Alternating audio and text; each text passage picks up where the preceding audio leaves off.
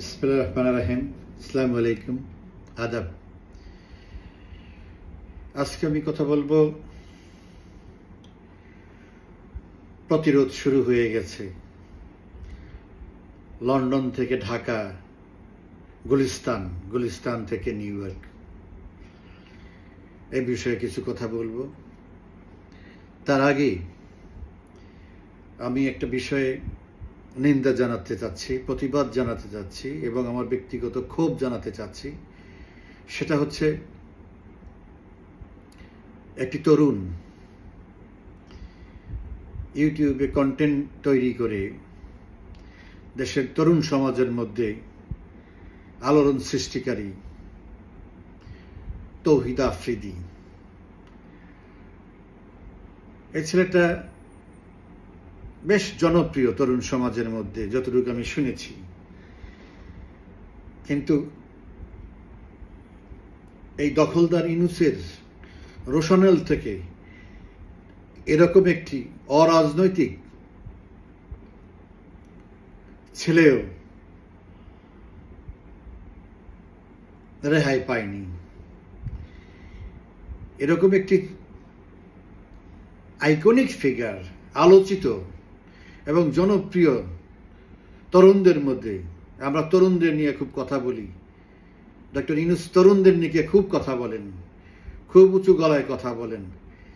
এরকম একটি তরুণকে গ্রেপ্তার করার পরে তার সেই মুখটা কি থাকে? তারপরে কি দোষে তাকে গ্রেপ্তার করা হয়েছে? তার অপরাধটা কি? তাকে গ্রেপ্তার করা হয়েছে হত্যা মামলায়, যাত্রাবাড়িতে একটা হত্যা মামলায় তাকে গ্রেপ্তার করা হয়েছে। তার বাবাকেও গ্রেপ্তার করা হয়েছে। আমি তার বাবা সম্পর্কে কিছু নাই বললাম, মাই টিভির চেয়ারম্যান।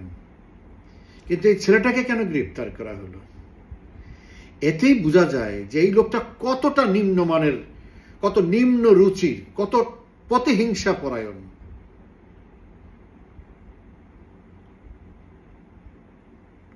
আমি তীব্র নিন্দা জানাচ্ছি। মূল কথায় আসার আগে আরেকটি বিষয় আপনাদের নিশ্চয়ই নজরে এসেছে, যে একটা আলোচিত বিষয় আজকে গতকাল রাত থেকেই, সেটা হচ্ছে বীর মুক্তিযোদ্ধা ফজলুর রহমান। অ্যাডভোকেট ফজলুর রহমান একসময় আমাদের দলের নেতা ছিলেন, ছাত্রলীগের অত্যন্ত বলিষ্ঠ নেতা ছিলেন। তারপরে যে কারণেই হোক উনি অন্য দলে চলে গেছেন। সে বঙ্গবন্ধুকে নিয়ে অনেক কথা বলেন, বঙ্গবন্ধুর পক্ষে অনেক উচ্চকিত, মুক্তিযুদ্ধের পক্ষে কথা বলেন। কিন্তু এর পরেও বাংলাদেশের সবচেয়ে জনপ্রিয় নেত্রী, জাতির পিতার কন্যা শেখ হাসিনাকে নিয়েও সে অনেক কটূক্তি করেন, অনেক আজে বাজে কথা বলেন, যার লেশ মাত্র সত্যি না। তো এরকম অনেকেই আছে, অনেক সাংবাদিক আছে, অনেক সুশীল আছে, তারা বঙ্গবন্ধুকে নিয়ে কথা বলে। বঙ্গবন্ধু তো আওয়ামী লীগ না, সবাই কথা বলতে পারে, কোনো সমস্যা নেই, সবাই তার প্রশংসা করতে পারে, তাকে মানতে পারে।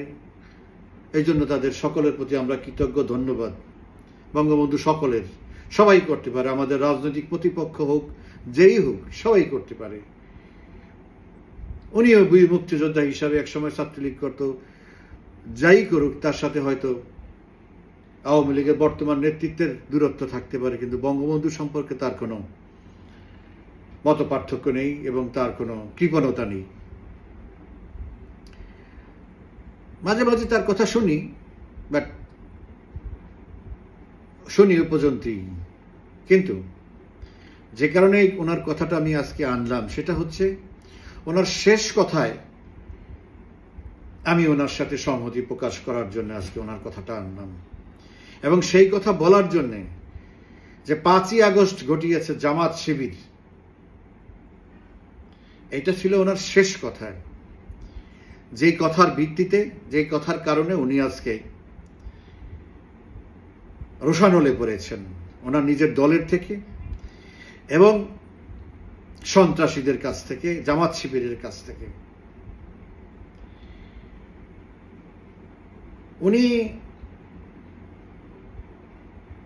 কেন আজকে এত বেশি জামাত বিরোধী বা এত বেশি এই নাবালক ছেলেপেলেদের বিরুদ্ধে নেমেছেন? যতটুকু আমি মনে করি, এটা আমার নিজস্ব ধারণা, সেটা হচ্ছে উনি দেখেছেন যে ওনার দল বিএনপি, উনি তো বিএনপির চেয়ারপারসনের উপদেষ্টা, একজন সিনিয়র নেতা, ৭৮ বছর বয়স। উনি দেখেছেন যে ওনার দলের প্রতি রাজাকাররা দলের বিরুদ্ধে যেভাবে ষড়যন্ত্র করতেছে, ওনার দল ক্ষমতার দরজায় কিন্তু ঢুকতে পারতেছে না, এখন অনিশ্চয়তার মধ্যে পড়ে গেছে। সেটা করেছে জামাত শিবির এবং ওনাদের দলের সবাই A to Z সবাই এখন জামাত শিবিরের বিরুদ্ধে, স্বাধীনতা বিরোধীদের বিরুদ্ধে। এবং এই যে এনসিপির নাবালক ছেলে পেলে, তারাও ওনার দলের বিরুদ্ধে। সেই জন্যে ওনার দলের সবাই কম বেশি কথা বলে, উনি একটু বেশি বলেছে। যেহেতু সবাই বলতেছে, এখানে প্রতিযোগিতার মধ্যে উনি একটু বেশি এগিয়ে থাকতে চেয়েছেন, বেশি বলে। কিন্তু উনি তো আজকে না, আরো কয়েক মাস পর্যন্ত উনি এই ফজলুর রহমান, জামাত শিবির, এই এনসিপি, নাবালক ছেলেপেলেদের বিরুদ্ধে খুব কঠিন কঠিন কথা বলতেছে। তখন কেন তাকে থামানো হয় নাই? প্রথম দিন কেন থামানো হয় নাই? দ্বিতীয় দিন কেন থামানো হয় নাই? তৃতীয় দিন কেন থামানো হয় নাই? এটা হলো তাদের ব্যক্তিগত ব্যাপার, দলীয় ব্যাপার, এটা আমার কোনো ব্যাপার না। কিন্তু আমার কথা হচ্ছে যে উনি যখন দেখলো যে সবাই বলতেছে, উনি এগিয়ে আসছে, যার জন্য উনি বেশি বলছে। কিন্তু ওনাকে আজকে যে দল থেকে শোকজ করা হয়েছে, এটার মূল কারণটা হচ্ছে এই পাকিস্তানি গণহত্যাকারী, দর্শনকারী, আমাদের জন্মের শত্রু, চিরশত্রু পাকিস্তান, তার যে পররাষ্ট্রমন্ত্রী জামাতের আমিরের সাথে দেখা করতে গেছে, তখন জামাতের আমির তার কাছে কমপ্লেইন করেছে যে ফজলুর রহমান আমাদের অনেক ক্ষতি করতেছে, পাকিস্তানের বিরুদ্ধে, আমাদের বিরুদ্ধে খুব বেশি কথা বলতেছে, তাকে থামানো উচিত। জামাতের আমিরের সাথে দেখা করার পরে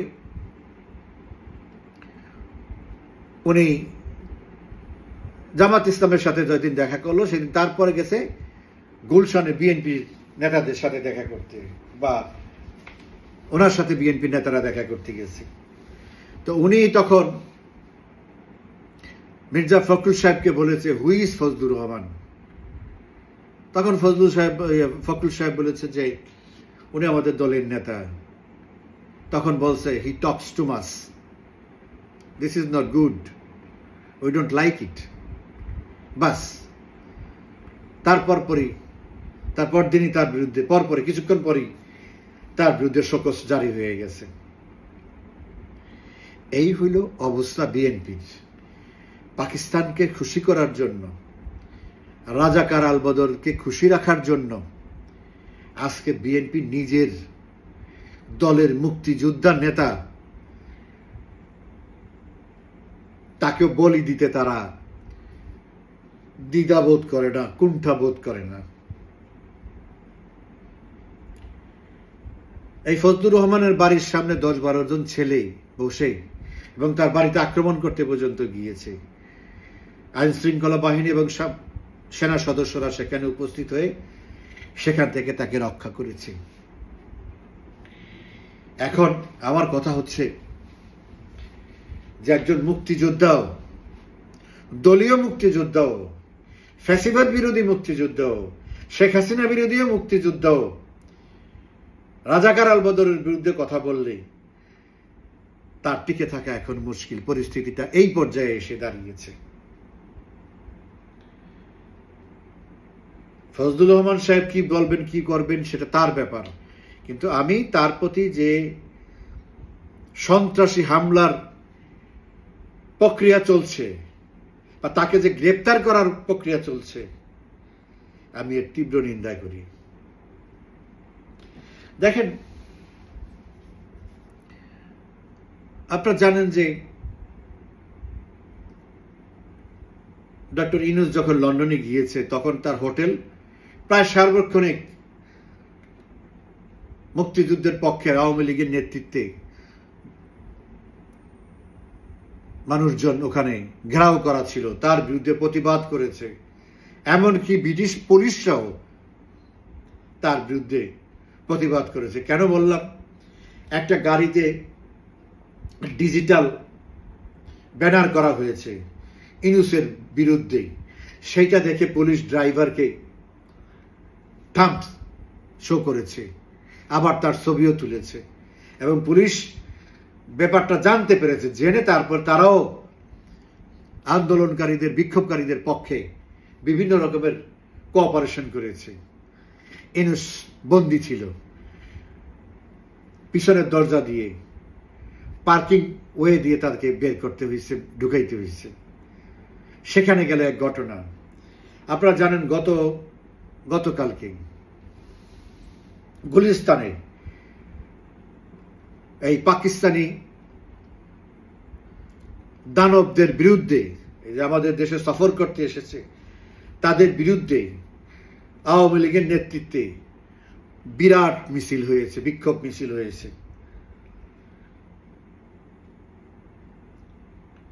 যেটা 2024-এর 5ই আগস্টের পরে এত বড় মিছিল আর কখনো হয় নাই। এটা অনেক কিছু মিন করে, অনেক কিছু এতে প্রকাশ পায় যে আমাদের তরুণ সমাজ, আমাদের দলীয় কর্মীরা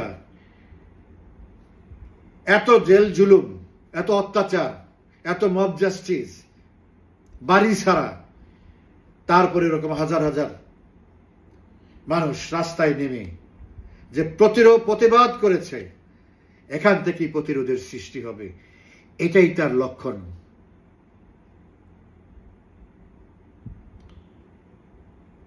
ঢাকায় কয়েক লক্ষ আমাদের নেতা কর্মী সমর্থক নেত্রীর ডাকের অপেক্ষায় আছে। সঠিক সময়ে নেত্রী সেই ডাক দিবেন। আপনারা জানেন যে গতকাল বাংলাদেশ সময় আজকে সকাল 10টার দিকে, 8টার দিকে নিউ ইয়র্কের আমাদের কনসুলেট, বাংলাদেশ কনসুলেটে একটি অনুষ্ঠানে ওই যে মাস্টার মাইন্ড, ইউনূসের মেটিকুলাস ডিজাইনের mastermind so called Mahfuz Alam, ও গেছে লন্ডনে। এই খবর পেয়ে চতুর্দিক থেকে আওয়ামী লীগের নেতা কর্মীরা এসে বিক্ষোভ দেওয়া শুরু করছে। তাকে পেয়েছেও, কিন্তু সে দৌড়ে পালিয়ে কনসুলেট অফিসে ঢুকে গেছে। তারপর সাথে সাথে পুলিশ এসে তাকে সেভ করেছে। তারপর সেখানে বিক্ষোভ হয়েছে রাত 12টা পর্যন্ত। আমাদের নেতাকর্মীরা, আওয়ামী লীগের নেতাকর্মীরা ওই কনসুলেট ঘেরাও করে রেখেছে। বিশেষ পুলিশ প্রহরায় প্রায় 100-র উপরে পুলিশ প্রহরা দিয়ে তাকে নিরাপত্তা দিয়ে তারপর কনসুলেট থেকে বের করে নিয়েছে। এটা হলো, আমি সবসময় একটা কথা বলি, জাতির পিতার হত্যাকারীরা যারা এখনো, যাদের বিরুদ্ধে সাজা হয়েছে, যারা স্বঘোষিত হত্যাকারী, তারা কেউ লোকালয়ে নেই। তারা সবাই গুহায় বাস করে, আন্ডারগ্রাউন্ডে বাস করতে হয়। মৃত্যুর আগ পর্যন্ত তাদেরকে আন্ডারগ্রাউন্ডে বাস করতে হবে। একইভাবে এই ডেভিল ইউনূস এবং তার সঙ্গী সাথে গ্যাং যারা আছে, তারাও যতদিন বাঁচবে ততদিন তাদেরকে এই 75-এর খুনিদের মতো, 5ই আগস্টের খুনি, তারা অবশ্যই খুনি, এই যে আমাদের শত শত মানুষ হত্যা করেছে, তাদের এই মেটিকুলাস ডিজাইনে এই মানুষগুলিকে হত্যা করা হয়েছে। আপনারা নিশ্চয়ই শুনেছেন কয়েকদিন আগে, এই 3 দিন আগে আবারও ব্রিগেডিয়ার সাখাওয়াত সাহেব, এই যে এখনকার উপদেষ্টা, সে আবারও বলেছে যে 4 তারিখে 5 তারিখে বা এই যে গুলিগুলি হয়েছে সব পয়েন্টেড স্নাইপিং করা হয়েছে। খুব দক্ষ অভিজ্ঞ স্নাইপার দ্বারা এগুলি করা হয়েছে। বাংলাদেশ পুলিশে কোনো স্নাইপার নেই, তাদেরকে স্নাইপিং ট্রেনিংও দেওয়া হয় না খুব একটা, আর তাদের কাছে 7.62 বোরের কোনো গুলিও নেই। সেই সাখাওয়াত সাহেব আবার প্রশ্ন তুলেছে, একবার প্রশ্ন তুলে তার স্বরাষ্ট্র মন্ত্রণালয় থেকে তাকে সরিয়ে দিয়েছে, এখন আবার প্রশ্ন তুলেছে এরা কারা, পুলিশ তো এটা করে নেই, তাহলে কারা করলো, এটা তদন্ত হইতে হবে। সেই বলেছে এটা উপদেষ্টা।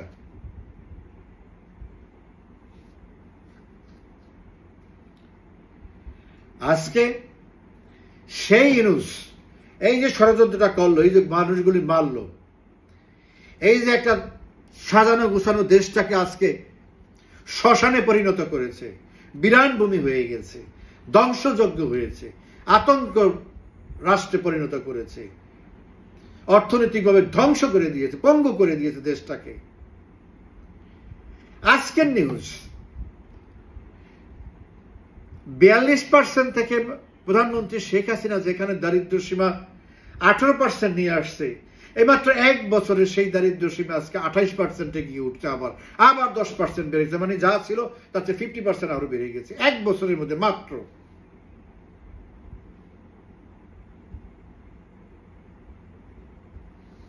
এটা 1 বছর না, এটা কয়েক মাসে, কারণ শেখ হাসিনা যখন গেছে তখন ছিল, তখন তো সব সেট ছিল, গোলাঘরে ধান ছিল, সবকিছু ছিল, আর ব্যাংকে টাকা ছিল, সব ছিল।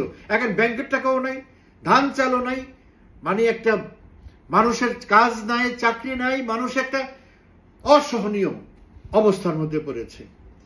সেজন্য আজকে বেরিয়েছে রিপোর্ট যে 28% গিয়ে ঠিকছে।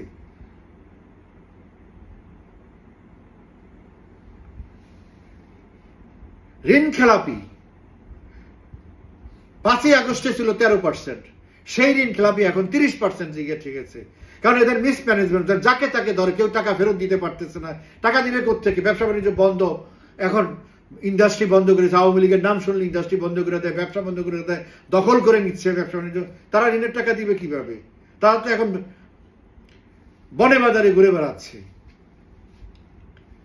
সো এই ইউনূসকেও এবং তার যারা গ্যাং তাদেরকেও যতদিন বাঁচবে, যদি বেঁচে যায় বাংলাদেশ থেকে পার হইতে পারে, যতদিন বাঁচবে পৃথিবীর কোথাও তারা সূর্যের আলোতে বিচরণ করতে পারবে না।